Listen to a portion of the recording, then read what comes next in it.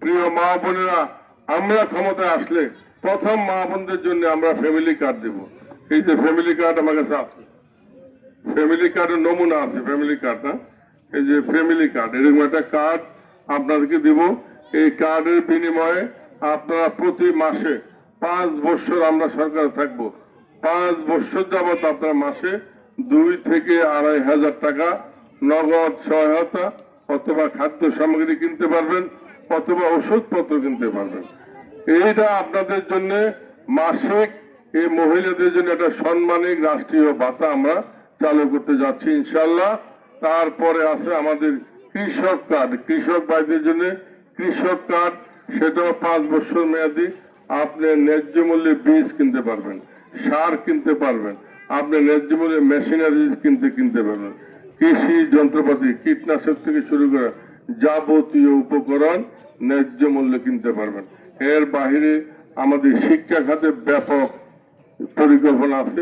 আমরা লাকসা মনোগঞ্জে এখানে আসার সময় কয়েকজন বললেন, ভাই আমার এই স্কুলটা, এই রাস্তাটা, আমাদের স্কুল কলেজ মসজিদ মাদ্রাসা এই সমস্ত খাতে আমাদের ব্যাপক পরিবর্তন, ব্যাপক সংস্কার আমরা করে যুগ উপযোগী শিক্ষা প্রতিষ্ঠান আমরা গড়ে তুলব।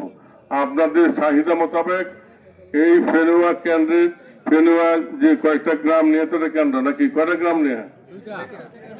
2টা গ্রাম নিয়ে। আপনার গ্রামে আপনার চাহিদা কি? এই যে আমাদের যে সেক্রেটারি আছেন, সেক্রেটারি গ্রাম ইয়াসিন ফরাজি সাহেব এবং বাবলু ভাই, ওনাকে আপনারা বলবেন যে আমাদের এই রাস্তাটার দরকার, এটার দরকার। কারণ তখন ক্ষমতায় আসলে বহু চামচা গজায় যায়, কোনো চামচা হবে না।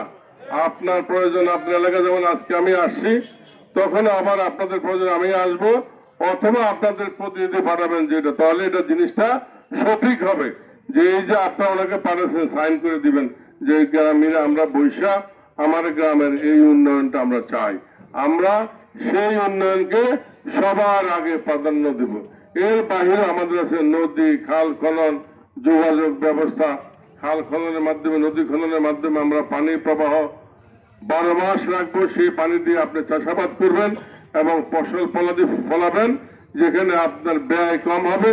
ব্যয় কম হলে বাজারে কম দামে বিক্রি করবেন, কম দামে বিক্রি করলে আমরা কম দামে কিনে খেতে পারবো।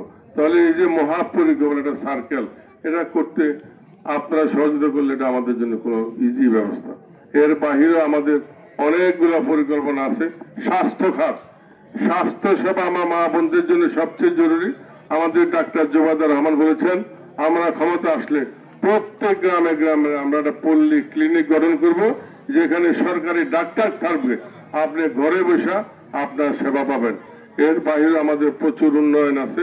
আপনারা আমাদের জন্য দোয়া করবেন, দানের শেষে ভোট দেবেন ইনশাল্লাহ, নাকি? দানের শেষে নিজে দিবেন, আত্মীয় স্বজন, বউ বাচ্চা, ছেলে মেয়ে সবাইকে ভোট দেবেন। যে যত বেশি ভোট দেবেন যে যে কেন্দ্রে, তার এলাকা তত বেশি উন্নয়ন ইনশাল্লাহ আমরা করব। সবাই ভালো থাকবেন। সবাইকে আসসালামু আলাইকুম। বাংলাদেশ জিন্দাবাদ, দানের শেষ জিন্দাবাদ। আপনাদের সাথে ইনশাল্লাহ চেষ্টা করব নির্বাচন